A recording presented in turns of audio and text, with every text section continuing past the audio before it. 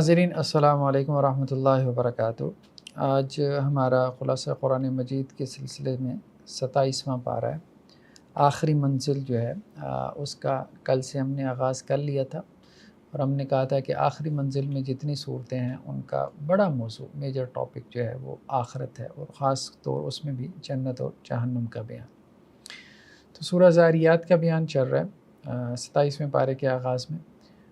اس میں بھی رسالت کا تذکرہ گزرا، پھر اس کے بعد جو ہے وہ اللہ تعالیٰ نے اپنی نعمتوں کا ذکر کیا کہ اللہ کی نعمتوں کے اوپر جو ہے وہ انسان اپنے عمل کے ذریعے سے شکر ادا نہیں کرتا، اسے شکر ادا کرنا چاہیے۔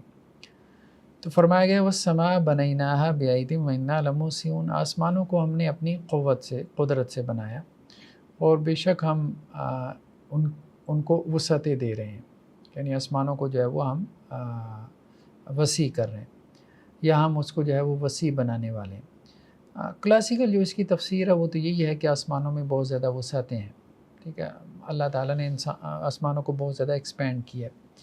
لیکن کچھ جو ماڈرن تفاسیر ہیں اس کی وہ یہ بھی ہیں کہ جی اس سے مراد اصل میں یہ بھی ہو سکتا ہے کہ یونیورس جو ایکسپینڈ کر رہی ہے، یعنی بگ بینگ کے بعد اب جو ایک فنامنا ہے، ایک تھیری ہے کہ جی یہ یونیورس جو ہے، اس کی جو گلیکسیز ہیں وہ اپنے سینٹر سے جو ہے وہ دور جا رہی ہیں، اور پھر اس کے بعد بگ کرنچ ہوگا، اور یہ ریورس میں جو ہے ساری آپ کہہ لیں کہ جی موومنٹ ہوگی، تو اس کی طرف اشارہ ہے، واللہ اعلم۔ بہرحال قرآن مجید کی سائنسی تفسیر کی جا سکتی ہے، اس میں کرنے میں کوئی حرج نہیں، لیکن اس کے کچھ حدود ہیں، کچھ اس کی لیمیٹیشنز ہیں۔ ہمارا اصول تفسیر کے حوالے سے، یعنی پرنسپلز کیا ہیں قرآن مجید کی ایکسپلینیشن کے، اس حوالے سے ہمارا ایک پورا کورس ہے جو ہمارے یوٹیوب چینل پہ موجود ہے۔ اس پہ ہم نے قرآن مجید کی سائنسی تفسیر کی لیمیٹیشنز، اس کی حدود و قیود، اس کی کنڈیشنز، اس کے مختلف سینیریوز، بیک گراؤنڈز، اپروچز کو ہم نے ڈسکس کیا۔ خیر بہرحال آسمانوں کو ہم نے اپنی قدرت سے پیدا کیا، اور ہم ہی ان آسمانوں کو وسعتیں دینے والے ہیں۔ والارض فرشناها فنعم الماہدون، اور زمین کو ہم نے بچھایا، اور کیا ہی خوب ہم زمین کو بچھانے والے ہیں۔ آسمان کو اللہ نے کتنا وسیع بنایا، اور زمین کو اللہ نے کس خوبصورتی سے بچھا دیا۔ وَمِن كُلِّ شَيْءٍ خَلَقْنَا زَوْجَيْنِ، اور ہر چیز کے ہم نے جوڑے بنائے، ہر چیز میں، ایون کہ نباتات، پلانٹس میں بھی جوڑے، یہ آج سائنس نے ہمیں بتایا، اور قرآن نے کہا کہ ہر چیز کے ہم نے جوڑے بنائے، لعلکم تذکرون، شاید کہ تم نصیحت حاصل کرو۔ فَفِرُّوا إِلَى اللَّهِ، پس اللہ کی طرف دوڑ لگا دو، دوڑ پڑو اللہ کی طرف۔ انی لکم منہ نذیر مبین، میں تو تمہیں جو ہے وہ ڈرانے والا ہوں۔ یعنی اللہ کی یہ جو نعمتیں ہیں، اب ان نعمتوں پر اللہ کا شکر ادا کرنے والا شخص کیا کرے گا؟ اللہ کی طرف دوڑ لگا دے گا۔ مطلب جیسے انسان جو ہے نا، اس کے پیچھے شیر لگاؤ تو انسان دوڑی جا رہا ہے، دوڑی جا رہا ہے، ٹھیک ہے، تو اسی طرح سے اللہ کی طرف بھی بس ایسی دوڑ لگا دو، دوڑ لگا دو۔ نیکسٹ آیات میں کیا ہے کہ اللہ تعالیٰ نے انسانوں کو کیوں پیدا کیا، انسانوں کی تخلیق کا جو بیسک آبجیکٹیو ہے وہ کیا ہے؟ تو کہا گیا کہ وہ عبادت ہے، انسان ہو یا جنات، وما خلقت الجن والانس، دونوں کو جمع کر لیا گیا، جنوں کو بھی اور انسانوں کو بھی، کہ ہم نے ان کو نہیں پیدا کیا الا لیعبدون، مگر اپنی عبادت کے لیے۔ یہاں پہ یہ حصر کا اسلوب ہے، یعنی نفی اور استثناء، ایکسیپشن کو جب جمع کر لیا جائے تو اس کو ہم کہتے ہیں حصر، یعنی اس مفہوم کو لاک کر دیا گیا نا، کہ اللہ نے پیدا ہی اس کے لیے کیا، بس اسی کے لیے پیدا کیا۔ کس کے لیے؟ عبادت کے لیے۔ تو جنات ہوں یا انسان ہوں، ان کی تخلیق کا، ان کی کریشن کا پرپس کیا ہے؟ کہ اللہ تعالیٰ کو راضی کریں، اللہ تعالیٰ کو خوش کریں، اپنے خالق کو راضی کریں، اپنے خالق کو خوش کریں، اپنے کریٹر کو جو ان کا مالک ہے۔ اور یہ چیز لاجیکل بھی ہے، جس نے تمہیں پیدا کیا ہے، مطلب سب کچھ جو ہے وہ، مطلب تمہاری آنکھ، تمہارے کان، تمہارا ناک، تمہارا دل، دماغ، پھیپھڑے، گردے، آنتیں، معدہ، ہاتھ، پاؤں، دانت، زبان، سب اللہ نے پیدا کیے، سب اللہ نے پیدا کیے۔ تو یہ سب تمہارا وجود جو ہے وہ ایک ایک چیز، تمہارا ایک ایک بال، جب وہ اللہ نے پیدا کی ہے تو تمہیں اللہ کا شکر ادا کرنا ہے۔ اور اللہ کا شکر ادا کرنے کا مطلب کیا ہے؟ اللہ کی عبادت کرنا، اللہ کو پکارنا۔ اور عبادت میں کیا چیز اہم ہے؟ سب سے اہم، یہ بات ہم کئی مرتبہ بیان کر چکے کہ عبادت میں سب سے اہم دعا ہے، پکارنا۔ تو اللہ ہی کو پکارو، یعنی اپنی مشکلات میں اللہ ہی سے مانگو، اللہ کی عبادت کرو۔ نیکسٹ آیات میں یہ بات بیان کی جا رہی ہے کہ اللہ سبحانہ و تعالیٰ کچھ لوگوں کو ان کی نیکی کی وجہ سے جنت میں داخل کریں گے، تو اب ان کی جو اولاد ہوگی وہ اگر ان سے پیچھے رہ گئی اپنے اعمال زیادہ نہ ہونے کی وجہ سے، یا نیک اعمال زیادہ نہ ہونے کے سبب، تو ان کو بھی اپنے والدین کے ساتھ جو ہے وہ ملا دیا جائے گا جنتوں میں۔ والذین آمنوا واتبعتہم ذریتہم بایمان، تو جو لوگ ایمان لے کے آئے اور پھر اب ان کی اولاد میں کچھ ایسے ہیں جو ایمان لے آئے، بشرطے کہ وہ ایمان لے کے آئے ہیں، ٹھیک ہے، ان کی اولاد میں سے وہ ایمان لے کے آئے ہیں، الحقنا بہم ذریتہم، تو اب ان کی اولاد کو بھی ہم کیا کریں گے، ان کے ساتھ ملا دیں گے یعنی جنتوں میں، وما التناہم من عمل من شیء، اور ان کے عمل میں ہم کچھ بھی کمی نہ کریں گے۔ کچھ لوگ ایسے تھے کہ جنہوں نے دنیا میں ایمان بھی لے کے آئے اور بڑی محنت کی، دین کے لیے ان کی بڑی قربانیاں، بڑا ایثار، تو بڑا کام ہے ان کا، تو اپنی زندگیاں انہوں نے دین کے لیے وقف کر دیں، تو اللہ کیا ان کا ایک بڑا مقام اور مرتبہ ہے۔ اب ان کی اولاد ویسی نہیں نکلی اللہ کی طرف سے، لیکن اولاد کم از کم جو ہے وہ ایمان والی تھی، تو اللہ تعالیٰ ان لوگوں کا، ان کے والدین کا اکرام کرتے ہوئے ان کی اولاد کو بھی کیا کریں گے، جنتوں میں ان کے ساتھ ملا دیں گے۔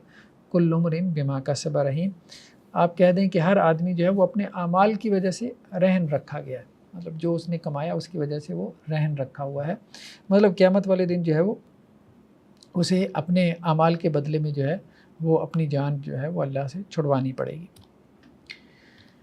نیکسٹ آیات میں اہل جنت کے ایک مکالمے کا بیان ہے، یہ قیامت میں بہت زیادہ ہمیں ملتا ہے، اہل جنت کا آپس میں جو مکالمہ، آپس میں جو ڈائلاگ ہے اس کا تذکرہ۔ تو جنتی جب جنت میں بیٹھے ہوں گے، واقبل بعضهم علی بعض یتساءلون، تو ایک دوسرے سے سوال کریں گے، ایک دوسرے سے پوچھیں گے، مطلب دنیا کے حال احوال کیسا تھے، معاملات دنیا کے۔ قالوا انا کنا قبل فی اہلنا مشفقین، اب ان میں سے کچھ لوگ کہیں گے کہ یار دنیا میں ہم بڑا ڈرا کرتے تھے کہ پتہ نہیں آخرت میں ہمارے ساتھ کیا ہونا ہے، ایسی ہے جیسے کسی بچے کو جو ہے وہ ڈر ہی لگا رہتا ہے کہ میں پاس ہوں گا یا فیل ہو جاؤں گا، مطلب صحیح طرح سے تیاری بھی نہیں ہے پیپرز کی، تو اسی طرح سے دنیا میں بندہ مومن ڈرتا رہتا ہے کہ آخرت میں پتہ نہیں اللہ نے مجھے بخش دینا ہے، پتہ نہیں کسی گناہ کی وجہ سے پکڑا نہ جاؤں، تو وہ جنتی بھی جنت میں اپنی یہ دنیا کی فیلنگز کو ڈسکس کر رہے ہوں گے، یعنی اللہ نے گویا کہ فیوچر دکھا دیا اہل جنت کو۔ فمن اللہ علینا ووقانا عذاب السموم، تو اب وہ کہیں گے کہ دیکھو اللہ نے ہمارے اوپر احسان کیا اور ہمیں جہنم کے عذاب سے بچا لیا، آج ہم جنتوں میں بیٹھے ہیں، دنیا میں رہتے ہوئے ہم ڈرتے رہتے تھے پتہ نہیں کیا ہوگا ہمارے ساتھ، ہمارا کیا حشر ہونا ہے، آج ہم جنت میں موجود ہیں۔ انا کنا من قبل ندعو، اس سے پہلے دنیا میں ہم اللہ ہی کو پکارتے تھے، اسی سے دعائیں کرتے تھے، اس کی رحمت کے امیدوار تھے۔ انہ هو البر الرحیم، بے شک اللہ تعالیٰ بہت مہربان، بہت احسان کرنے والا ہے، اس کا بڑا احسان ہے کہ اس نے ہمیں جو ہے وہ یہاں جنت میں داخل کیا۔ تو جنت میں داخل ہو کے بھی ایک شکر گزاری کا جذبہ، تو شکر گزار آدمی جو دنیا میں اللہ کا جو ہے وہ شکر گزار ہے، جنت میں بھی جو ہے وہ شکر گزار ہوگا۔ اور دنیا میں اگر اس نے اللہ کی شکر گزاری نہ کی، یعنی اللہ کی نعمتوں کے اوپر شکر ادا کرنے کی جو ہے وہ عادت نہ اپنائی، تو ہو سکتا ہے کہ آخرت میں بھی اس سے محروم رہ جائے۔ نیکسٹ آیات میں اللہ سبحانہ وتعالیٰ دہریت کا اور الہاد کا، ایتھیزم کا رد کر رہے ہیں۔ پرانے وقتوں میں آپ صلی اللہ علیہ وسلم کے زمانے میں بھی اور اس سے پہلے بھی اکثر و بیشتر جو لوگ ہوتے تھے وہ اللہ کے ساتھ شرک کرتے تھے، یعنی اللہ کو مانتے تھے، ایز اے کریٹر مانتے تھے، لیکن اللہ کے ساتھ پارٹنرز بنا لیتے تھے۔ لیکن پھر بھی ہر زمانے میں کچھ لوگ ایسی بھی رہے جن کو ہم دہریہ کہتے ہیں، یعنی ایتھیسٹ، جو خدا کو نہیں مانتے تھے۔ تو قرآن یہاں پہ خاص طور پہ وہ لوگ جو خدا کو نہیں مانتے ان کو قرآن مخاطب کرتے ہی کہہ رہا ہے کہ وہ یہ کہتے ہیں کہ جی محمد صلی اللہ علیہ وسلم نے جھوٹ گھڑ لی ہے، یعنی یہ ساری باتیں اپنی طرف سے بنا لی ہیں، کو خدا تو ہے نہیں، خدا کی طرف منسوب کر دی ہیں۔ اصل بات یہ ہے کہ یہ لوگ ایمان نہیں لانا چاہتے، یعنی ایمان لانا مشکل لگتا ہے، کیونکہ ایمان کی وجہ سے ان کی زندگی جو ہے انہیں لگتا ہے کہ جی کچھ باتوں کو ماننا پڑے گا، پابند ہو جائیں گے وہ۔ تو اصل بات یہ ہے کہ وہ اپنی خواہش جو ہے اس کو ترک نہیں کرنا چاہتے، اپنی خواہشات کے وہ پجاری بن چکے ہیں، اپنی خواہشات کے وہ غلام اور اسیر ہو چکے ہیں، اس سے وہ نکل نہیں سکتے، وہ اپنی خواہشات کے جو ہے وہ چنگل سے آزادی نہیں حاصل کر سکے۔ تو بیسیکلی یہ ابھی تک غلام ہے، غلامی کی زندگی بسر کر رہے ہیں، ایمان نہیں لائے، ایمان لے آئیں گے تو آزاد ہو جائیں گے۔ فلیاتوا بحدیث مثل ان کانوا صادقین، تو آپ انہیں کہہ دیں کہ اگر محمد صلی اللہ علیہ وسلم نے یہ قرآن اپنی طرف سے بنا لیا، تم بھی بنا لو، پتہ چل جائے گا۔ اگر تم بھی بنا لے تو پھر کہہ لینا کہ محمد صلی اللہ علیہ وسلم نے بھی بنا لیا تھا۔ تو اگر تم نہیں قرآن مجید جیسی ایک آیت بنا کے لا سکتے تو محمد صلی اللہ علیہ وسلم کا یہ کلام نہیں ہے، یہ پھر ڈیوائن ورڈ آف گاڈ ہے۔ ام خلقوا من غیر شیء ام هم الخالقون، کیا وہ خود اپنے خالق ہیں؟ یعنی ان سے سوال کریں آپ، کیا خود اپنے کریٹر ہے؟ ظاہر بات ہے انسان تو کبھی کلیم نہیں کرتا کہ میں نے اپنے آپ کو خود پیدا کیا، انسان نے ابھی تک آج تک یہ کلیم نہیں کیا کہ وہ خود اپنے آپ کا کریٹر ہے۔ دوسری صورت کیا ہے کہ بغیر کسی کریٹر کے پیدا ہو گئے، کوئی ان کا خالق نہیں ہے، یہ بھی نان سینس ہے، ٹھیک ہے۔ تیسری بات یہ کہ ان کا کوئی کریٹر ہے، تو بس لاجیکل چیز تو مطلب تین آپشنز میں سے ایک یہ کہ انسان خود اپنا کریٹر ہو، وہ تو مانتا نہیں ہے۔ دوسرا یہ کہ اس کا کریٹر نہیں ہے، یہ نان سینس ہے۔ تیسری بات یہ کہ اس کا کوئی کریٹر ہے، یہ چیز لاجیکل ہے۔ تو ہم خلق السماوات والارض بل لا یوقنون، کیا انہوں نے زمین اور آسمانوں کو پیدا کیا بلکہ یہ یقین نہیں رکھتے، یقین نہیں کرنا چاہتے۔ تو زمین اور آسمان انہوں نے تو نہیں پیدا کیے، ٹھیک ہے، جب انہوں نے نہیں پیدا کیے، خود سے پیدا ہو گئے، خود سے پیدا ہو گئے، نان سینس سی بات ہے، بیوقوفانہ سی بات ہے۔ ہاں، ان کا کوئی کریٹر ہے، تو جو کریٹر ہے تو پھر ظاہری بات ہے کہ اگر کسی نے ان کو پیدا کیا زمین اور آسمانوں کو، تو یہ پرپسفل کریشن ہے، پرپسفل کریشن ہے، تو آپ کو اس خدا کا مقصد معلوم کرنا پڑے گا کہ اس نے آپ کو کیوں پیدا کیا، تو اس نے خود ہی بتا دیا۔ یہ دیکھیں نا، جیسے ہمارے ہاں اب یہ ناسا والے لگے ہوئی ہیں کہ جی کسی طرح سے جو ہے نا وہ اسپیس کے اندر اور خلا کے اندر کسی سیارے پہ، کسی پلینٹ کے اوپر ہمیں کوئی زندگی کے آثار نظر آ جائے، کوئی ایلینز ہمیں مل جائیں، یعنی یہ مان رہے ہیں کہ جی انسانوں کے علاوہ بھی کوئی جو ہے کوئی زندگی موجود ہے، یہ مان رہے ہیں کہ جی ایلینز ہیں، اور اس کے لیے ملینز آف ڈالر جو ہے وہ خرچ کر رہے ہیں، کسی طرح جو ہے وہ کوئی ہمارا ان کے ساتھ رابطہ ہو جائے، ہم نے سگنل بھیجے ہوئے ہیں اسپیس میں، کوئی ان کو ریسیو کر لے۔ مطلب ایک طرف تو اتنی توہم پرستی ہے سائنس کے نام پہ ہے، مطلب پہلے یہ فرض کر لیا، وہ فرض جو سپوزیشن ہے وہ تو اب ان کا بلیف بن گئی ہے کہ جی ایلینز موجود ہیں، بلینز آف ڈالرز جو ہے وہ لگا کے ان کے ساتھ رابطے میں جو ہے وہ رابطہ کرنے کی کوشش کر رہے ہیں۔ اور دوسری طرف وہ جو آسمانوں میں جو مخلوق ہے یعنی فرشتے ہیں، ٹھیک ہے، تو وہ اللہ کا میسج اور پیغام ان کے پاس لے کے آ رہے ہیں، انسانوں کے اوپر لے کے آ رہے ہیں، اور ایک مرتبہ نہیں کئی مرتبہ آ گیا، پوری کتابیں لے کے آ گیا، تو وہ جو سگنل لے کے آئے ہیں ان کو پڑھنے، ان کی طرف دیکھنے کو تیار نہیں۔ مطلب اس قدر بے وقوفانہ عمل ہے، اس قدر جو ہے آپ کہہ لیں کہ جی اسٹوپڈ قسم کا جو ہے وہ ایٹیچیوڈ ہمیں نظر آتا ہے، یہ سائنس کے نام سے یہ سب کچھ ہو رہا ہے۔ اور وہاں تو اتنی توہم پرستی ہے کہ جی کبھی آپ دیکھیں گے BBC کے اوپر آپ کو ایسے آرٹیکل مل جائیں گے کہ جی وہ کسی لیب کے اندر ان کو لگا کہ جی سگنل ریسیو ہو رہے ہیں، بعد میں پتہ چلا کہ وہ لیب میں پڑی ہوئی مائکرو ویو کی ریس تھی، جن کو وہ جو ہے وہ سمجھتے رہے کہ جی اسپیس سے سگنل ریسیو ہو گیا، اور اس سے وہ خوشی کے مارے جو ہے وہ پاگل ہوئے جا رہے تھے۔ تو ایک طرف تو یہ انتہا ہے، ٹھیک ہے، اور دوسری طرف یہ ہے کہ وہ سگنل کیا پوری کتابیں ریسیو ہو چکی ہیں، لیکن ان کی طرف توجہ دینے کو تیار نہیں ہے، ان کو سمجھنے کے لیے جو ہے، تو اللہ تعالیٰ وہی کہہ رہے ہیں کہ بلّہ یوقنون، سمجھنا ہی نہیں چاہتے، یقین ہی نہیں رکھنا چاہتے، ایمان ہی نہیں لانا چاہتے، یہ ان کا معاملہ ہے۔ نیکسٹ سورہ نجم کا بیان ہے۔ سورہ نجم کے شروع میں معراج کے واقعے کا تذکرہ ہے۔ اللہ کے رسول صلی اللہ علیہ وسلم جو ہے تقریباً 10 نبوی کو بعض سیرت نگاروں نے اختلاف بھی کیا ہے، بعض نے 11 بھی کہا ہے، اس طرح اور بھی اقوال موجود ہیں کہ آپ صلی اللہ علیہ وسلم جو ہے وہ یہاں مسجد حرام سے مسجد اقصیٰ، اور پھر مسجد اقصیٰ سے آپ پھر 7 آسمانوں کے اوپر، پھر سدرۃ المنتہا، اور اس سے اوپر پھر اللہ عز و جل سے آپ کی ملاقات ہوئی، اللہ عز و جل سے آپ کی گفتگو ہوئی، تو اس کا تذکرہ ہمیں جو ہے وہ احادیث میں بھی ملتا ہے، قرآن میں بھی ملتا ہے۔ تو یہاں پہ سورہ نجم میں شروع کی جو آیات ہیں، اس میں یہ جو تذکرہ کیا گیا ہے کہ اللہ کے رسول صلی اللہ علیہ وسلم اور ان کے درمیان 2 کمانوں کے درمیان جو ہے وہ فاصلہ رہ گیا تھا، یعنی 2 کمانوں کا جتنا فاصلہ ہوتا ہے نا، اتنا فاصلہ آپ صلی اللہ علیہ وسلم اور ان کے درمیان رہ گیا تھا۔ اس سے کون مراد ہے؟ بعض مفسرین کا کہنا یہ ہے کہ اس سے مراد حضرت جبریل علیہ السلام ہے، فکان قاب قوسین او ادنیٰ، کہ یعنی وہ آپ صلی اللہ علیہ وسلم کے قریب آئے اور قریب آ گئے، اور اتنا قریب آ گئے کہ آپ صلی اللہ علیہ وسلم اور ان کے درمیان 2 کمانوں کے یا 2 کمانوں سے بھی کم فاصلہ رہ گیا، اور پھر انہوں نے اپنے بندے کی طرف جو ہے وہ وحی کی، جو انہوں نے وحی کی، یعنی اللہ کے بندے کی طرف وحی کی۔ تو بعض مفسرین کا کہنا یہ ہے کہ اس سے مراد حضرت جبریل علیہ السلام ہے۔ کچھ مفسرین کہتے ہیں کہ اس سے مراد جو ہے وہ اللہ سبحانہ و تعالیٰ کی ذات ہے۔ اللہ سبحانہ و تعالیٰ کی ذات مراد لیں تو پھر اس پہ ایک شبہ اور ایک سوال یہ پیدا ہوتا ہے کہ کیا اللہ کی ذات کوئی جسم ہے کہ اس سے اللہ کے رسول صلی اللہ علیہ وسلم کا فاصلہ 2 کمانوں یا اس سے بھی کم رہ گیا تھا، ٹھیک ہے، یا یہ کہ اللہ کے لیے کیا یہ الفاظ کہ اللہ تعالیٰ قریب ہوا اور اللہ تعالیٰ اور زیادہ قریب آ گیا، تو اس سے یہ شبہ پیدا ہوا کہ کیا اللہ کی ذات کوئی جسم ہے کہ جس کے قریب محمد صلی اللہ علیہ وسلم ہوئی اور محمد صلی اللہ علیہ وسلم کے قریب وہ اللہ کی ذات ہوئی۔ تو اس شبے کو دور کرنے کے لیے بعض مفسرین نے پھر یہ قول اختیار کیا کہ یہاں پہ مراد حضرت جبریل علیہ السلام ہے، اللہ کی ذات مراد نہیں ہے، کیونکہ اللہ کی ذات ماورا ثم ماورا ہے۔ واللہ عالم، باہر چونکہ یہاں پہ قرآن مجید نے 3rd پرسن غائب کے انداز میں جو ہے وہ اس کا تذکرہ کیا ہے کہ ثم دنا فتدلی، پھر وہ قریب ہوا اور مزید قریب ہو گیا، اس سے مراد اللہ تعالیٰ ہیں یا حضرت جبریل ہیں، اللہ بہتر جانتا ہے۔ فکان قاب قوسین او ادنیٰ، اور اس کے درمیان اور اللہ کے رسول صلی اللہ علیہ وسلم کے درمیان جو ہے جو فاصلہ رہ گیا وہ 2 کمانوں کے برابر تھا یا اس سے بھی کم تھا، تو اس وقت میں جو ہے وہ حضرت جبریل علیہ السلام نے اللہ کے بندے پہ وحی کی یا اللہ نے اپنے بندے پہ وحی کی، دونوں تفسیریں جو ہے وہ موجود ہیں۔ نیکسٹ اللہ کے رسول صلی اللہ علیہ وسلم نے معراج کی رات جو کچھ دیکھا تھا تو اس کی بات ہو رہی ہے کہ ما کذب الفؤاد ما رأى، آپ نے اپنے دل کی آنکھ سے دیکھا، یعنی ظاہری آنکھ سے نہیں دیکھا۔ حضرت عبداللہ ابن عباس رضی اللہ عنہ بھی کہتے ہیں کہ معراج کی رات جو مشاہدات تھے آپ کے وہ آپ نے اپنے دل سے دیکھے۔ قرآن کا بیان بھی یہی ہے کہ ما کذب الفؤاد ما رأى، دل نے نہیں جھٹلایا جو اس نے دیکھا، ٹھیک ہے۔ تو آپ صلی اللہ علیہ وسلم کو بہت سی نشانیاں دکھائی گئیں، آپ کو جو ہے وہ سدرۃ المنتہا بیری کا ایک درخت تھا وہ آپ صلی اللہ علیہ وسلم کو دکھایا گیا، تو آپ نے اس کے اوصاف کو جو ہے وہ بیان کیے۔ پھر کہا گیا کہ اندہا جنت الماوا، اسی کے پاس وہ جنت ہے، جنت کا جو ٹھکانہ ہے، جو رہنے کی جگہ ہے۔ اذ یغشی السدرۃ ما یغشی، پھر بیری کے درخت کے اوپر جو چھا رہا تھا، کیا چھا رہا تھا وہ بہرحال ایک ایسی چیز تھی جو ناقابل بیان ہے، آپ صلی اللہ علیہ وسلم نے بھی فرمایا کہ وہ ناقابل بیان ہے۔ ما زاغ البصر وما طغى، اللہ کے رسول صلی اللہ علیہ وسلم کی جو نگاہ تھی نہ تو وہ حد سے بڑی اور نہ ہی جو ہے وہ کسی طرف مائل ہوئی۔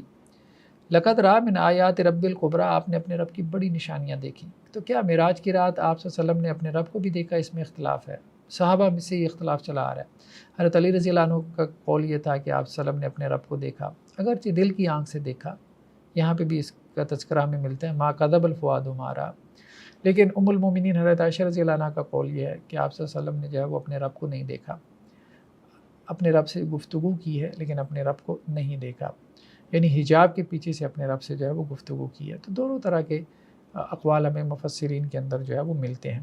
تو قرآن نے اس کا بھی تذکرہ کیا کہ آپ نے بڑی بڑی نشانیاں دیکھی، آپ کو جنت دکھائی گئی، جہنم دکھائی گئی، سدرۃ المنتہا دکھایا گیا، ٹھیک ہے، بیت المعمور جو فرشتوں کا قبلہ ہے وہ دکھایا گیا، پھر آپ کو جو ہے وہ نبیوں کے ساتھ آپ کی ملاقاتیں ہوئیں، یہ سب کچھ ہوا بہرحال، یہ نشانیاں تو آپ نے دیکھیں۔ ہاں بس اس میں صرف اختلاف ہے کہ اپنے پروردگار کو آپ نے دیکھا کہ نہیں دیکھا۔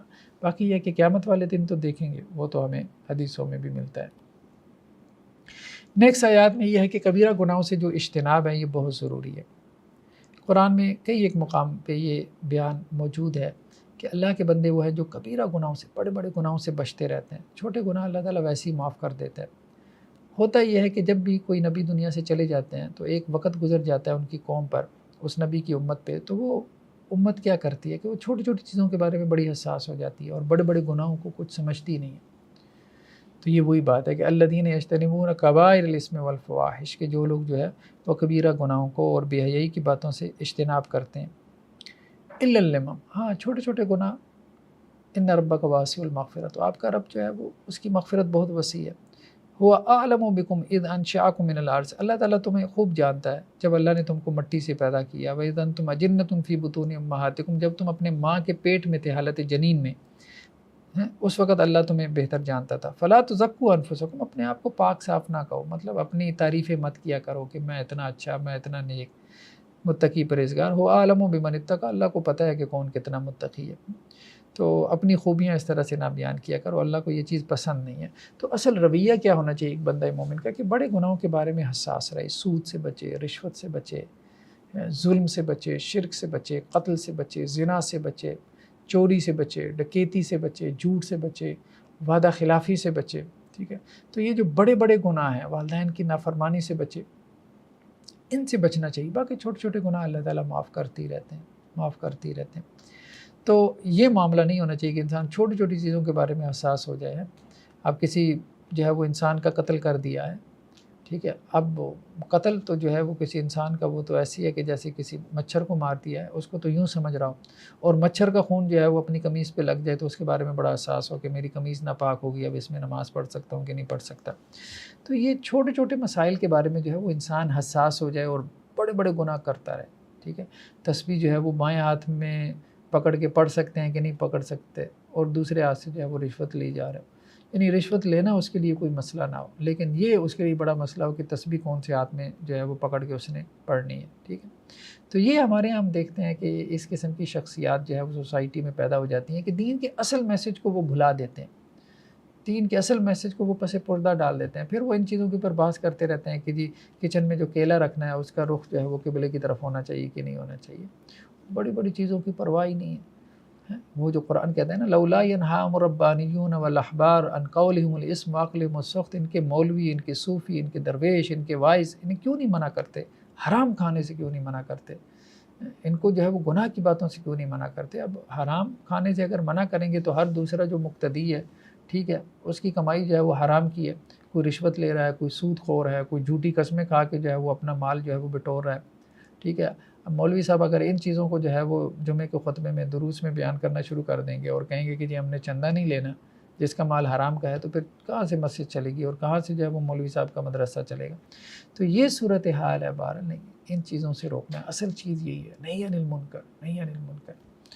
اب ان کو دین کے نام پہ جو ہے وہ کیا کرتے ہیں، اصل دین کو نظر انداز کر کے چھوٹی چھوٹی چیزیں بتا کے ان کو بھی خوش کرتے رہتے ہیں اور لوگ بھی خوش رہتے ہیں. وہ کہتے ہیں یار ہمیں چھوٹے چھوٹے بس اعمال بتا دو، اس کا اتنا ثواب، اس کا اتنا ثواب ہے.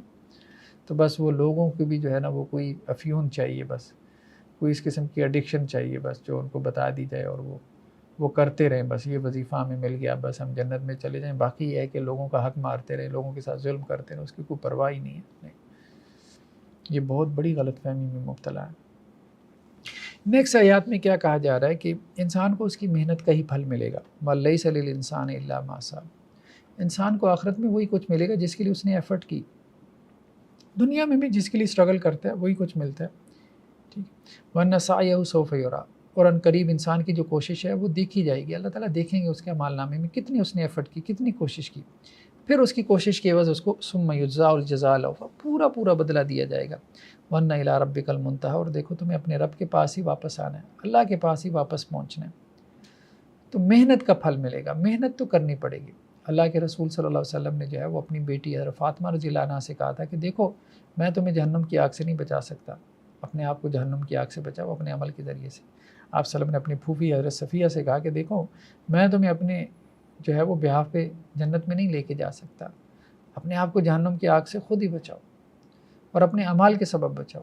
تو اسی طرح سے نبیوں کے آپ دیکھ لیں کہ جیسے حضرت نوح علیہ السلام کی جو بیوی تھی نافرمان تھی، ٹھیک ہے، نبی کی بیوی ہونے کے باوجود جہنم میں جائے گی. اللہ کے رسول صلی اللہ علیہ وسلم کے چچا ابو لہب نافرمان تھا، جہنم میں جائے گا. آپ صلی اللہ علیہ وسلم اس کو کچھ کام نہیں آئیں گے.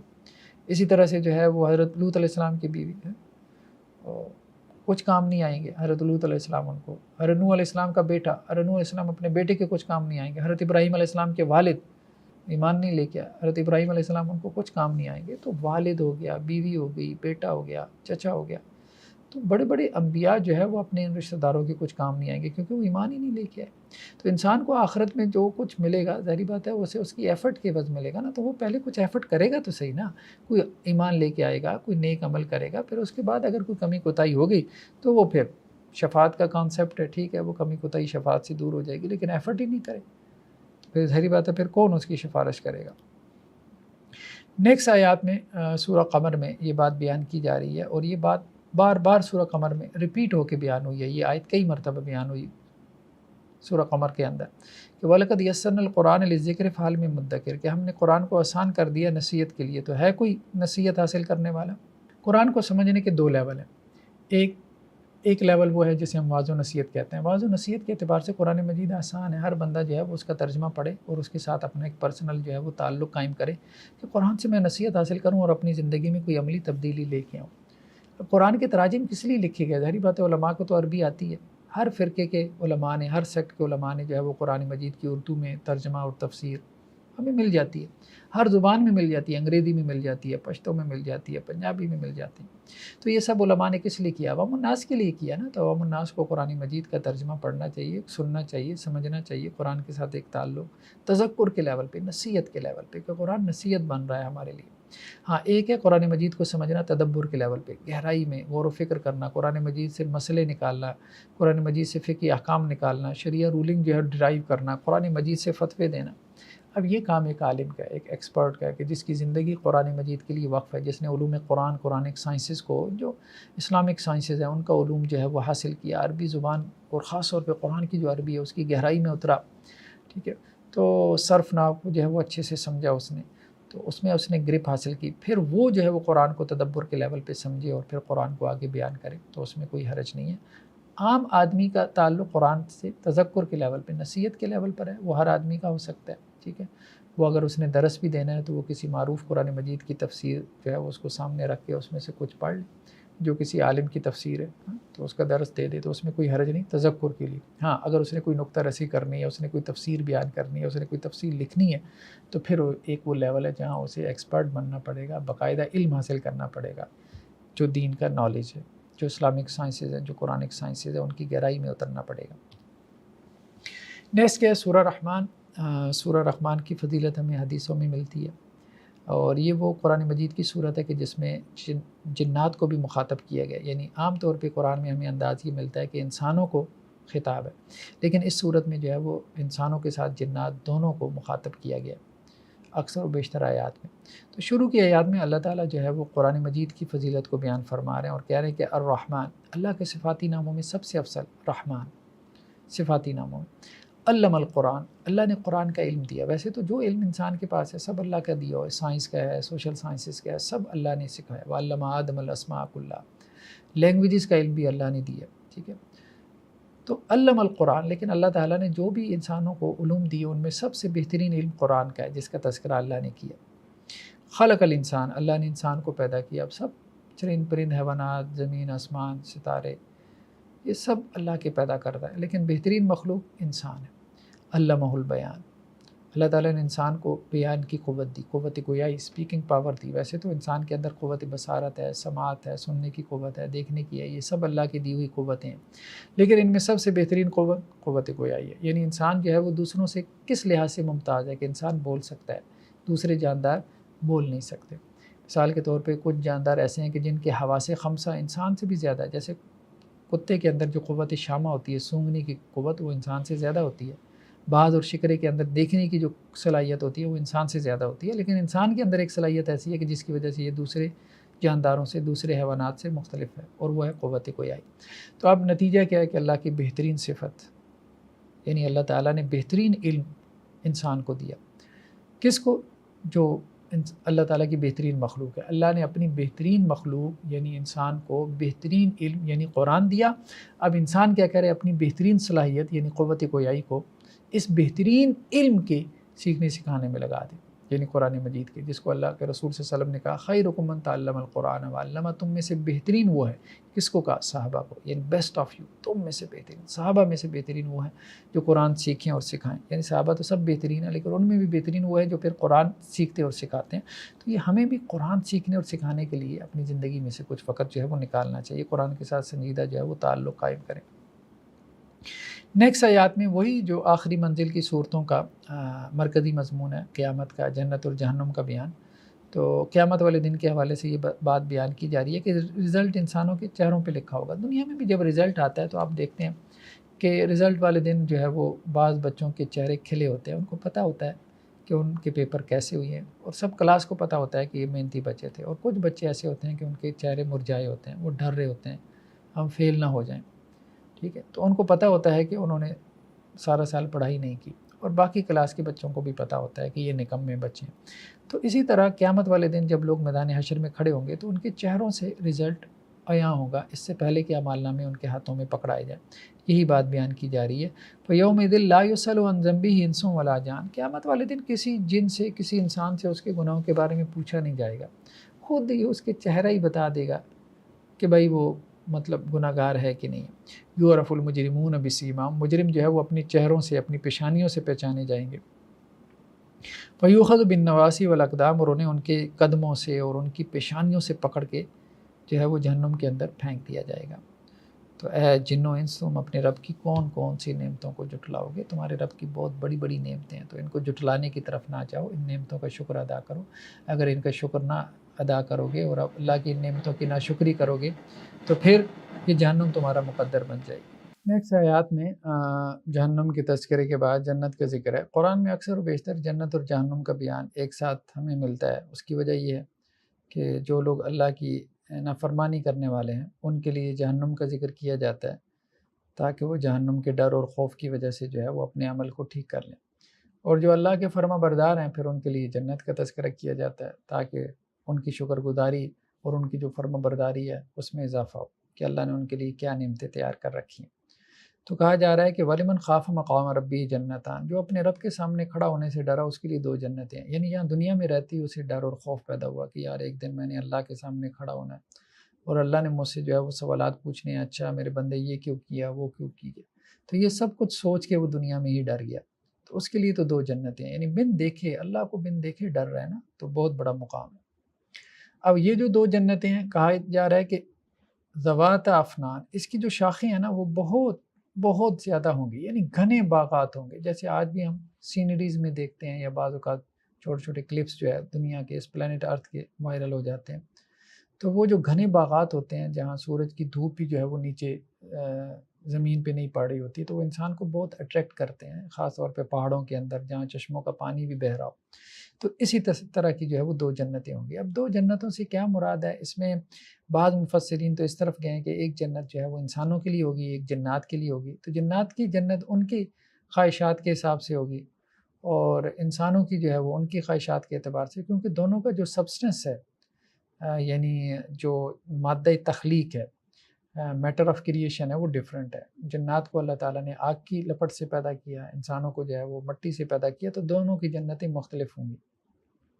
ایک تفسیر تو یہ کی گئی ہے، اور اس کی وجہ یہ بیان کی گئی ہے کہ اس سورہ مبارکہ کے اندر جو ہے وہ جنوں کو بھی خطاب ہے اور انسانوں کو بھی خطاب ہے۔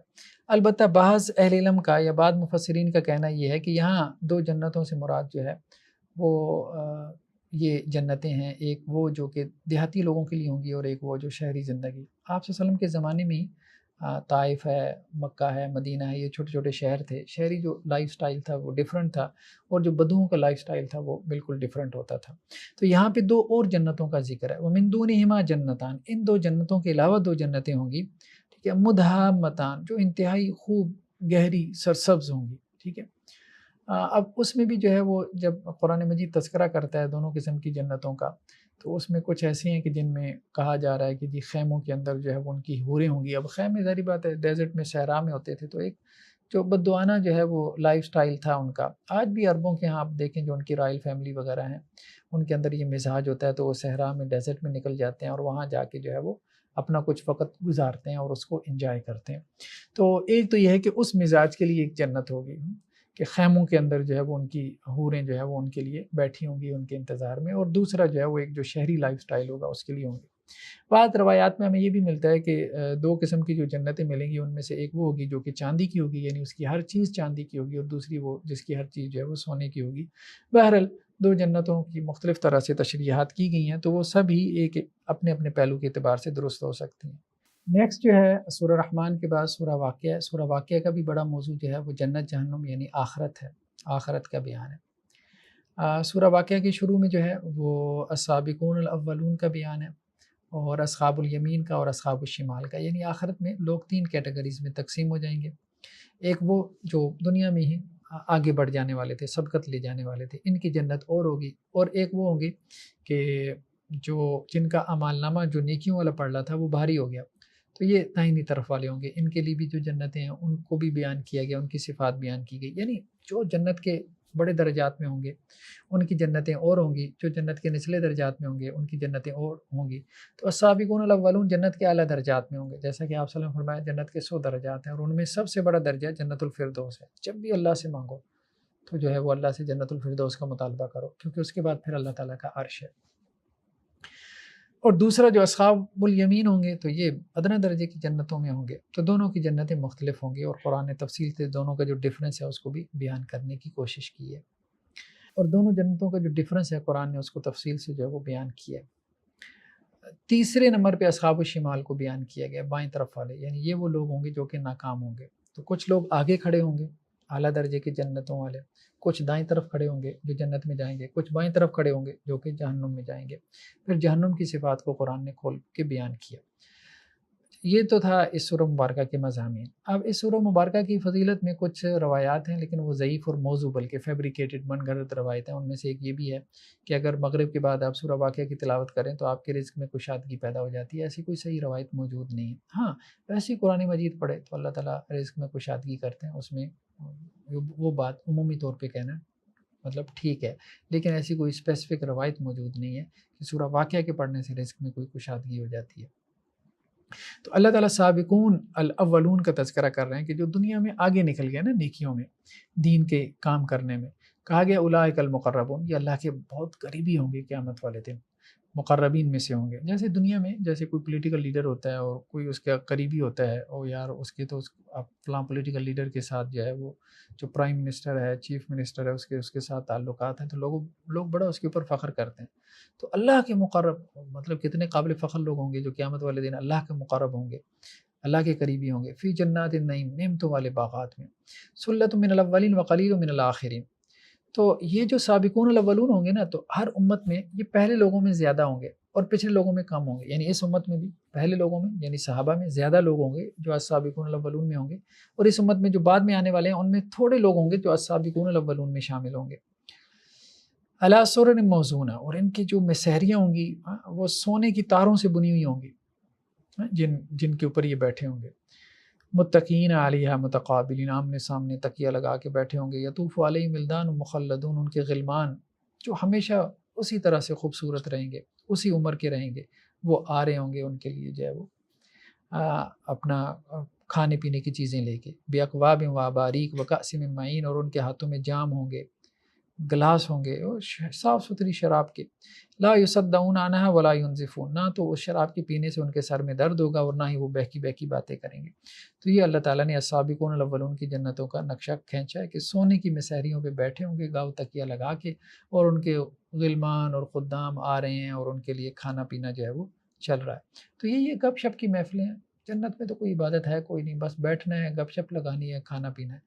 یعنی دنیا میں انسان کی جو خواہش ہے کہ بس ایسی آسائش کی زندگی ہونی چاہیے، وہ دنیا میں تو پوری نہیں ہوتی، لیکن یہ ہے کہ آخرت میں پوری ہو جائے گی اگر وہ جنت میں چلا گیا۔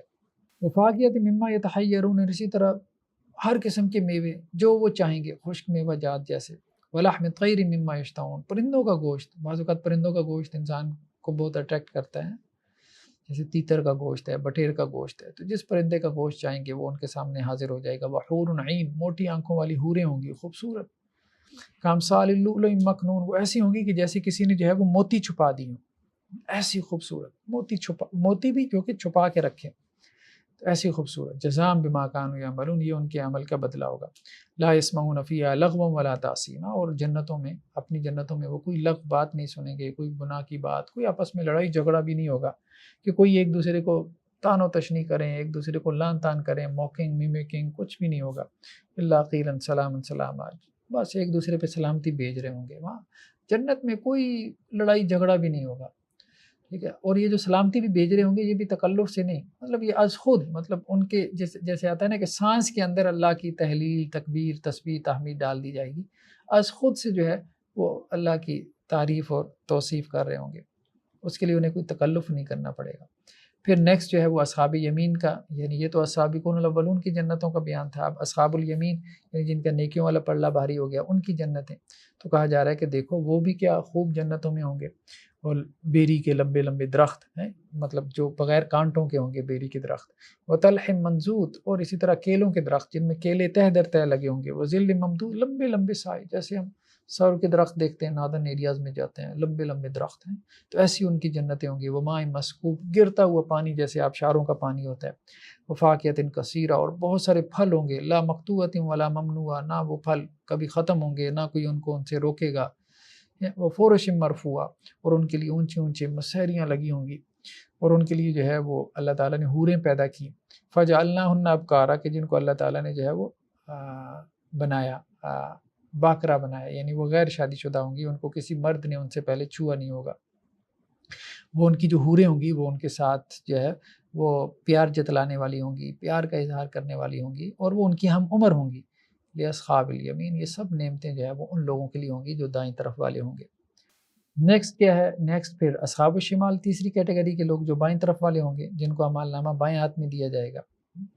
تو اصحاب الشمال، بائیں طرف والے، ان کا کیا حال ہوگا، ان پہ کیا افسوس کریں؟ فی سموم و حمیم، گرم ہوا اور کھولتی ہوئی گرم پانی میں، کوئی جہنم کی لو ہوگی، کھولتا ہوا گرم پانی ہوگا، اور ایسا سایہ ہوگا کہ جو سیاہ، جو ٹھنڈا بھی نہیں ہوگا، اور جو ان کے لیے جو ہے وہ آسائش کا باعث بھی نہیں ہوگا۔ ویسے تو سایہ دیکھیں نا، بادلوں کا سایہ انسان کو راحت پہنچاتا ہے، تو وہاں تو جہنم کی آگ کا دھواں ہوگا، اور وہ دھواں مزید جو ہے وہ ان کے لیے تکلیف کا باعث بنے گا، وہ دھواں جو ہے وہ ان کو کوئی راحت نہیں پہنچائے گا۔ انہم کانوا قبل ذلک مترفین، ان کا گناہ کیا تھا کہ یہ دنیا میں بڑے عیش و عشرت میں پڑے ہوئے تھے، عیاشی میں، وکانوا یصرون علی الحنث العظیم، اور ایک بڑے گناہ کے اوپر اصرار کرتے تھے، اور وہ بڑا گناہ کیا تھا؟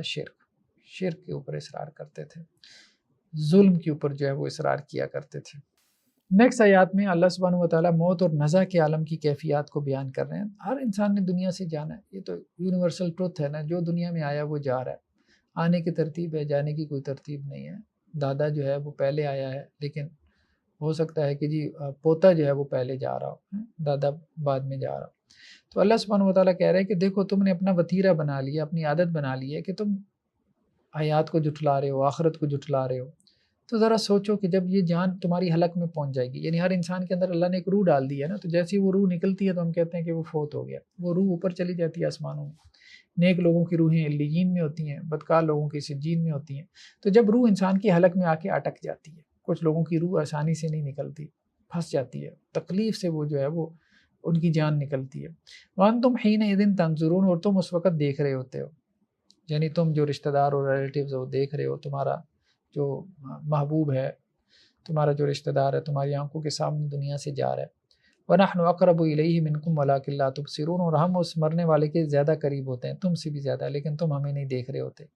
فَلَوْلَا إِن كُنتُمْ غَيْرَ مَدِينِينَ تَرْجِعُونَ إِن كُنتُمْ صَادِقِينَ، بس اگر تمہارا یہ خیال ہے کہ تمہارے اوپر کسی کا بس نہیں چلتا، یعنی کوئی تمہیں پوچھنے والا نہیں، کوئی کریٹر نہیں ہے، کسی نے تمہیں پیدا نہیں کیا، سب کچھ از خود سے ہو رہا ہے، یہ جو مرنے والا جا رہا ہے نا، اس کو ذرا روک کے دکھا دو۔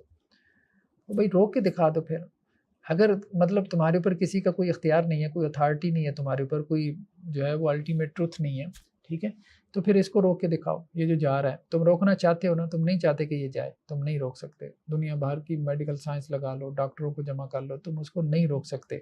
اس کو اس کو روک کے دکھاؤ، لوٹا کے دکھاؤ اگر وہ چلا گیا، اگر تم سچے ہو۔ جب تم نہیں روک سکتے تو اس کا مطلب یہ ہے کہ اس کے اوپر کسی اور کا بس چل رہا ہے، کسی اور کا قانون اور ضابطہ چل رہا ہے، کوئی اور ہے، اس کو مانو پھر، کیوں اس سے انکار کر رہے ہو؟ تو موت اور نزع کی عالم کی کیفیات، اور اللہ کے رسول صلی اللہ علیہ وسلم فرمایا کہ موت کو یاد کیا کرو، کیونکہ موت کو یاد کرنے سے انسان جو ہے وہ اپنے عمل کو بہت جلدی درست کر لیتا ہے۔ دیکھیں بعض اوقات 4 گھنٹے کا بعد آپ کو فائدہ نہیں دیتا، اور اگر آپ 4 منٹ موت کو یاد کریں، جیسے رات سوتے ہوئے انسان بستر کے اوپر آنکھیں بند کر کے لیٹ جاتا ہے، اپنی موت کو یاد کریں، یہ سوچے کہ اگر میں اس رات کو مر جاؤں، فوت ہو جاؤں، تو میرے پیچھے کیا ہوگا، بیوی بچے کیا کریں گے، بھول جائیں گے، رشتہ دار جو ہے 2-4 دن یاد رکھیں گے، پھر اس کے بعد بھول جائیں گے، پھر قبر کا اندھیرا ہے، تنہائی ہے، اور آخرت کے جو ہے وہ سوال نامے ہیں جس کے لیے کوئی تیاری میں نے کی ہے نہیں کی ہے۔ تو موت کو یاد کرو، کفا بالموت واعظا، موت جیسا کوئی وائز نہیں ہے، صحیح بات یہی ہے، بڑے بڑے وائز ہوں گے لیکن ان کا واعظ اتنا اثر نہیں کرتا جتنا کہ موت کو اگر آپ یاد کریں تو وہ اثر کرتی ہے۔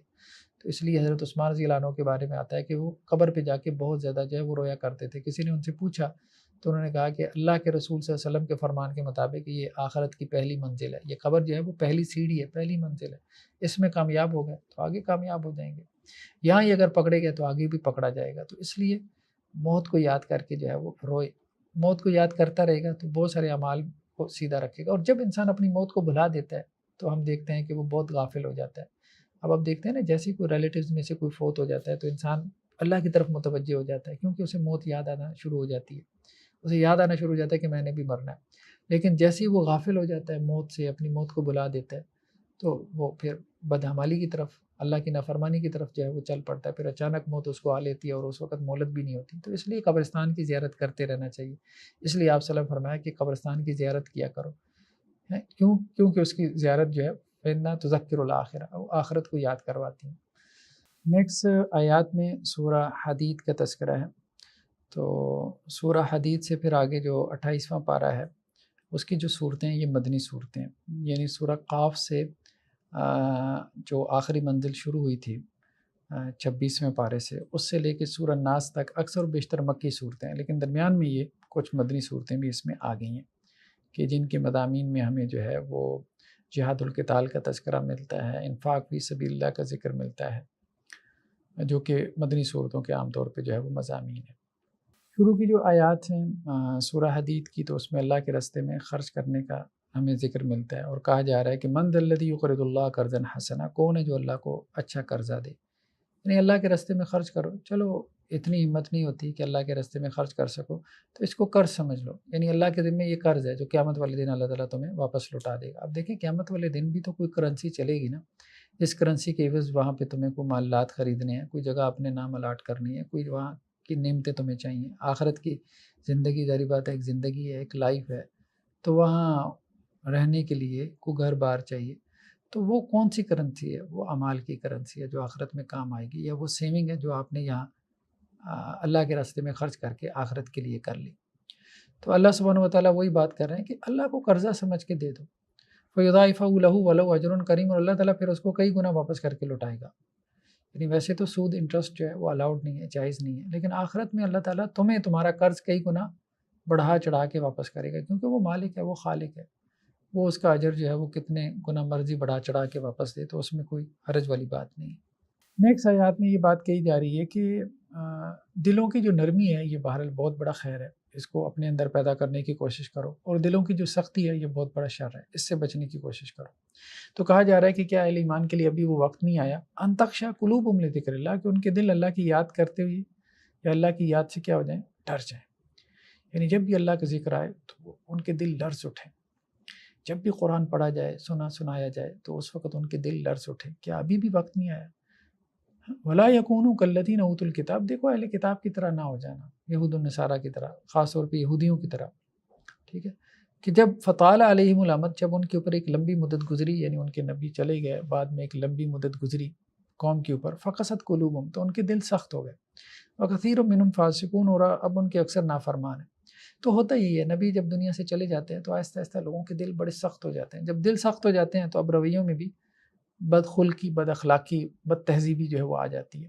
تو اس لیے دل کی نرمی بہت بڑی خیر ہے، اور دل کی نرمی اگر کسی کے اندر پیدائشی طور پر ہو تو بہت اچھی بات ہے، اگر پیدائشی طور پہ نہیں ہے تو کچھ تدابیر ہیں جن کو اختیار کرنے سے دل کی نرمی حاصل ہو جاتی ہے، جیسے کہ کثرت ذکر، کثرت سے اللہ کو یاد کرنے سے، یا کثرت سے جو ہے وہ ذکر کرنے سے جو ہے وہ دل میں نرمی پیدا ہو جاتی ہے۔ اسی طرح خدمت خلق، لوگوں کے کام آنا، اس سے بھی دل میں جو ہے وہ نرمی پیدا ہوتی ہے۔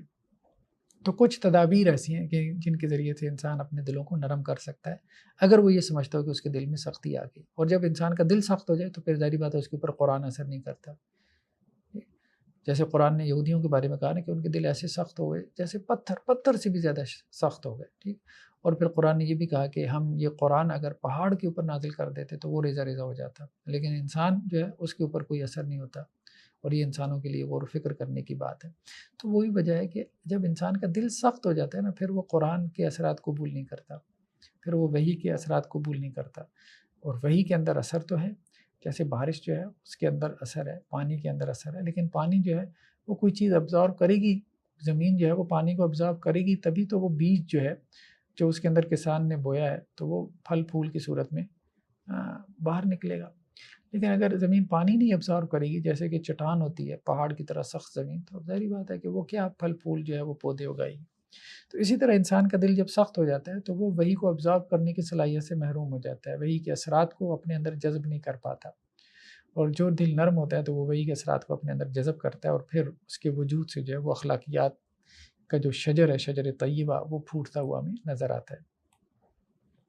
نیکسٹ آیات میں انسانی زندگی کے 5 مراحل کا بیان ہے، اور کہا جا رہا ہے کہ یہ دنیا کی زندگی کیا ہے، 5 سٹیجز ہیں، جیسے شیکسپیئر نے اس کی 7 سٹیجز بنا دی اپنے کسی پلے کے اندر، تو بہرحال قرآن نے اس کو 5 طرح سے بیان کیا، 5 سٹیجز ہیں۔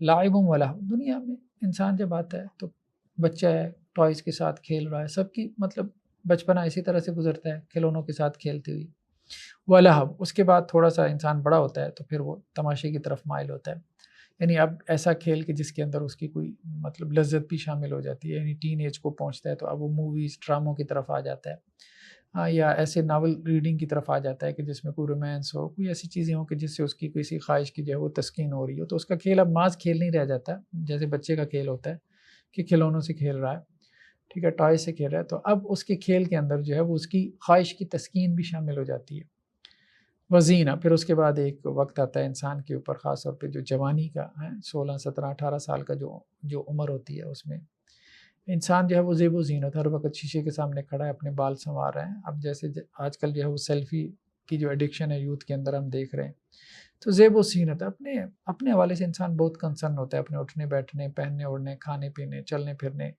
نشست و برخاست کے انداز کے حوالے سے، وہ تفاخر بینکم، پھر اس کی شادی ہو گئی، بچے ہو گئے، تو اب فخر میں پڑ جاتا ہے کہ میرے پاس اتنے گھر، اتنی مال و دولت، میری اتنی آل اولاد، ٹھیک ہے، اب اس میں پڑ جاتا ہے، وتکاثر فی الاموال والاولاد، اور پھر جب 40 کراس کرتا ہے تو پھر اب اس کے بعد جو ہے وہ مال، بس مال ہونا چاہیے، مال ہونا چاہیے، تو اللہ کے رسول صلی اللہ علیہ وسلم نے جیسے فرمایا نا کہ جیسے جیسے انسان کی زندگی بڑھتی ہے ویسے ویسے اس کی دو خواہشات بڑھتی چلی جاتی ہیں. ایک یہ کہ اس کی عمر زیادہ ہو اور دوسری یہ کہ مال زیادہ ہو.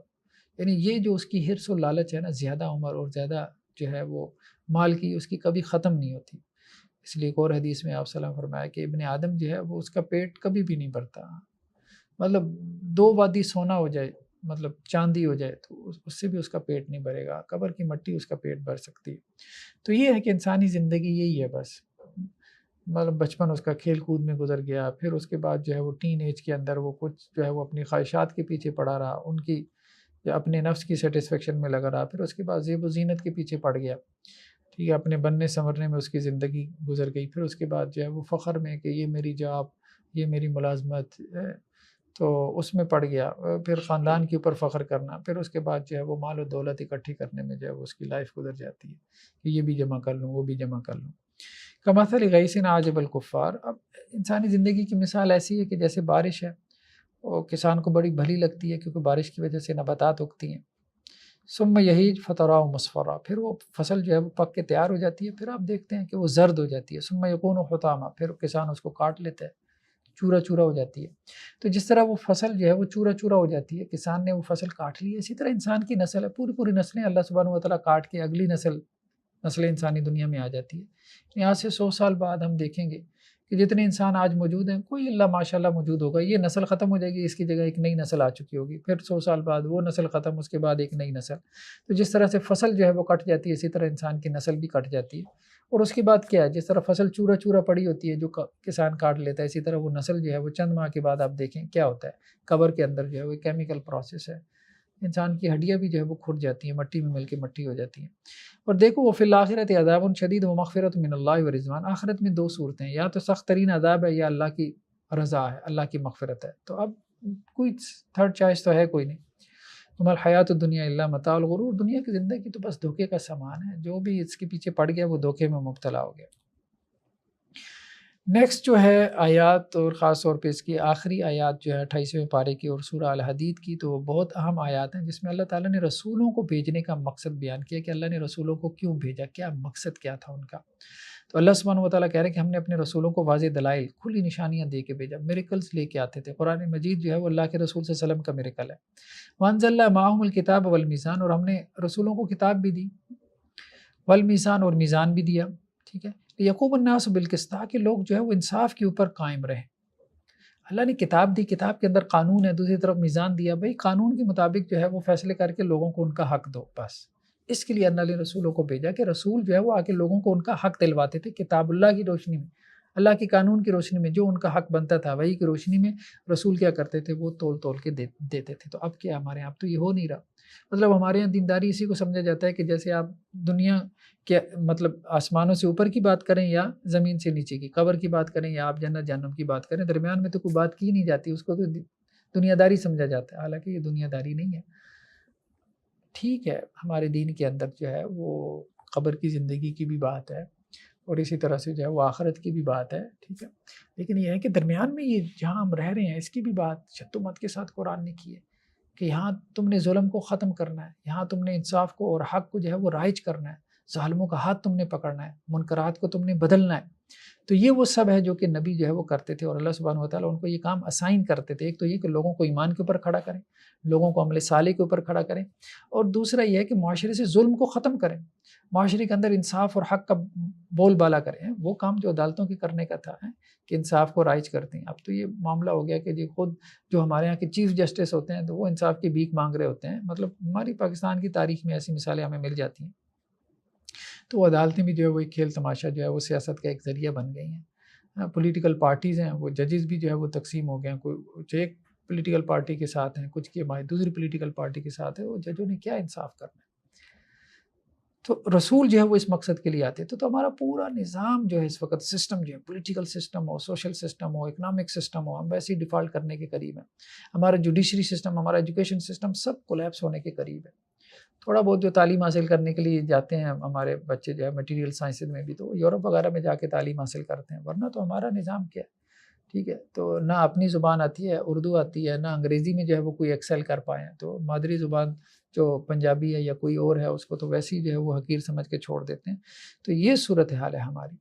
تو اللہ سبحانہ و تعالیٰ نے رسولوں کو اس لیے بھیجا کہ وہ جو ہے وہ آخرت تو لوگوں کی بنائیں لیکن دنیا بھی بنائیں. دنیا کیسے بنائیں؟ دنیا سے ظلم کو ختم کریں.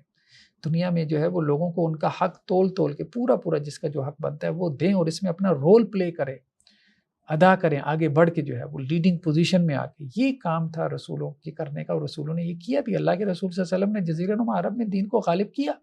خلفائے راشدین نے وہی آپ صلی اللہ علیہ وسلم کے انقلاب کی ایکسٹینشن کی ہے. پھر تو دین صرف یہ نہیں کہتا کہ نماز روزہ کر لو، نہیں، نماز روزے کے علاوہ پوری زندگی کو، اپنے پوری لائف سسٹم کو دین کے مطابق کر لو.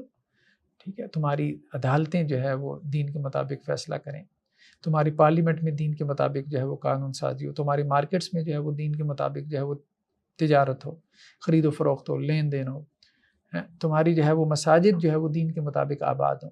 ٹھیک ہے، تو یہ سب ہے.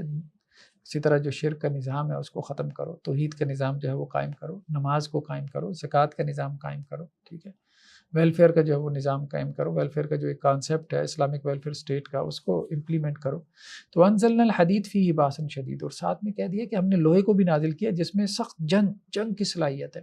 تو یہ کیوں اشارہ دیا؟ یہ اس لیے کہ نبیوں کا جو مقصد ہوتا تھا اگر وہ اس طرح سے پورا نہ ہو رہا ہو دعوت و تبلیغ سے، تو پھر نبی جہاد اور قتال کا راستہ اختیار کرتے ہیں. ظلم کو ختم کرنے کے لیے جہاد اور قتال، لوہا اور طاقت کا بھی استعمال کرنا پڑے تو یہ ضروری ہے. اللہ تعالیٰ کفر کو برداشت کر لیتے ہیں. کافروں کو اللہ تعالیٰ نے کہا ہے کہ اپنے عقیدے کے مطابق زندگی گزار لو، لیکن ظلم کو اللہ تعالیٰ برداشت نہیں کرتے. ظلم نہیں رہے گا. وہ منافع للناس، دیکھو لوہے میں جو ہے وہ ایک تو جنگ کی صلاحیت ہے، لوگوں کے لیے اور بھی نفع بخش چیزیں. تو یہ لوہا اللہ نے اس لیے اتارا ہے تاکہ لوگ انصاف کے اوپر قائم ہوں. اس لوہے کے ذریعے سے اس سے تم مدد حاصل کرو، جدید ٹیکنالوجی کے ذریعے سے یعنی قوت حاصل کرو. یہ جو تھیریز ہیں نا بہت سی آپ کو ویسٹ میں بھی مل جاتی ہیں. نالج اینڈ پاور، صرف نالج کچھ نہیں ہے، وہی کا علم تو آ گیا سو آ گیا. لوگ اس کو پریکٹس ہی نہیں کریں گے، لوگ اس سے منہ موڑ لیں گے، اعراض کریں گے. تو کیسے ہے بھائی؟ پاور حاصل کرو، پاور ٹولز اپنے وقت کے وہ حاصل کرو. ٹھیک ہے، وہ دولت کی صورت میں ہے یا اور ٹیکنالوجی کی صورت میں، جو بھی پاور ٹولز ہیں ان کو حاصل کر کے پھر اس کے ذریعے سے اس نالج کو جو ہے، اس وحی کے علم کو جو ہے وہ امپلیمنٹ کرو. تو یہ ہے کام کرنے والا نالج اینڈ پاور. نالج تو پھر کتابوں میں رہ جاتا ہے. تو وہی نالج ہم نے دنیا میں دیکھا ہے، وہی فلسفے جو ہے وہ دنیا میں عام ہوئی ہے، رائج ہوئی ہے، کہ جن کو اسٹیٹس نے اختیار کر لیا، بادشاہوں نے جو ہے وہ ان کو اپنا لیا. وَلِيَعْلَمَ اللَّهُ مَن يَنصُرُهُ وَرُسُلُهُ بِالْغَيْبِ، اور اللہ تعالیٰ جو ہے وہ جانتا ہے کون ہے جو اس کی مدد کرتا ہے اور اس کے رسولوں کی بن دیکھے. اللہ اور اس کے رسولوں کی مدد سے کیا مراد ہے؟ اس کے دین کی مدد ہے. تو دین کی مدد کے لیے کھڑے ہو جاؤ، دین کی نصرت کے لیے کھڑے ہو جاؤ، دین کو غالب کرنے کے لیے کھڑے ہو جاؤ. یہ کام ہے، یہ جدوجہد ہے جو ہر ایک کے کرنے کا کام ہے اپنی کیپیسٹی میں. اور جو لوگ یہ کام کر رہے ہیں ان کو اپریشیٹ کرے، کم از کم ان کے ساتھ مالی تعاون کرے، یا کھڑے ہو سکتے ہیں تو ساتھ کھڑے بھی ہو جائے. ان اللہ قوی عزیز، بے شک دیکھو اللہ تعالیٰ غالب ہے، قوی. اللہ تو اپنے دین کو غالب کر سکتا ہے، اس نے تو تمہارا امتحان کرنا ہے، تمہارا امتحان کرنا مقصود ہے. تم اگر اس میں ناکام ہو گئے، اللہ تو ٹھیک ہے، اللہ نے اپنا دین قیامت تک باقی رکھنا ہے، وہ تو کسی نہ کسی طرح باقی رکھ لے گا، وہ تو کسی کافر کے ذریعے سے بھی باقی رکھ لے گا. ٹھیک ہے، اللہ تعالیٰ نے فرعون سے جو ہے وہ حضرت موسیٰ علیہ السلام کی پرورش کروا لی. اللہ کے لیے کچھ مشکل نہیں ہے کہ فاسق و فاجر سے جو ہے اپنے دین کو کھڑا کر لے. لیکن اصل میں تمہارا امتحان جو ہے مقصود ہے. اہل ایمان کی جماعت، تمہارا امتحان مقصود ہے، تم اس امتحان میں کامیاب بن کے دکھا دو. تو اللہ سے دعا ہے کہ جو باتیں کہی گئی ہیں، سنی گئی، اللہ تعالیٰ ہمیں ان پہ عمل کی توفیق نصیب فرمائے. جزاکم اللہ خیر، السلام علیکم ورحمۃ اللہ وبرکاتہ.